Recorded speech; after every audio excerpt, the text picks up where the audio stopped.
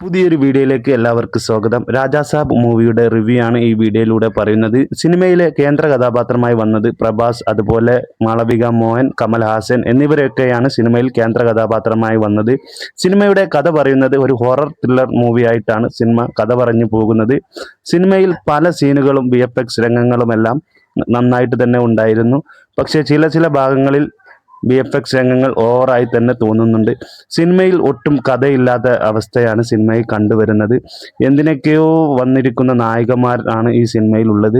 ഒരുപാട് നായികമാരും അതുപോലെ ഒരുപാട് പാട്ട് സീനുകളും വേണ്ടാതെ സിനിമയിൽ കുത്തിക്കയറ്റിയിട്ടുണ്ട്. സിനിമയുടെ ഡ്യൂറേഷൻ ഭയങ്കരമായിട്ട് തന്നെ ഉണ്ട്. 3 മണിക്കൂറിന് മുകളിലാണ് സിനിമയുടെ ഡ്യൂറേഷൻ വന്നിരിക്കുന്നത്. അത് പ്രേക്ഷകരെ ഒരിക്കലും പിടിച്ചിരുത്താൻ സാധിക്കുന്നില്ല. സിനിമയുടെ ഫസ്റ്റ് ഹാഫ് അത്യാവശ്യം തരക്കേടില്ലാതെ തന്നെ സിനിമ കണ്ടിരിക്കാൻ സാധിക്കുമായിരുന്നു. എന്നാൽ സെക്കൻഡ് ഹാഫിലേക്ക് വന്നപ്പോഴാണ് സിനിമയെ കൈവിട്ടു പോയിരിക്കുന്നത്. പല രംഗങ്ങളും പല VFX രംഗങ്ങളും ഭയങ്കര ബോറിംഗ് ആയിരുന്നു സിനിമയിൽ കണ്ടുവരുന്നത്. അതുപോലെ എടുത്തു പറയേണ്ട ഒരു വ്യക്തി തന്നെയാണ് സിനിമയിലെ ഹീറോയിന്മാർ.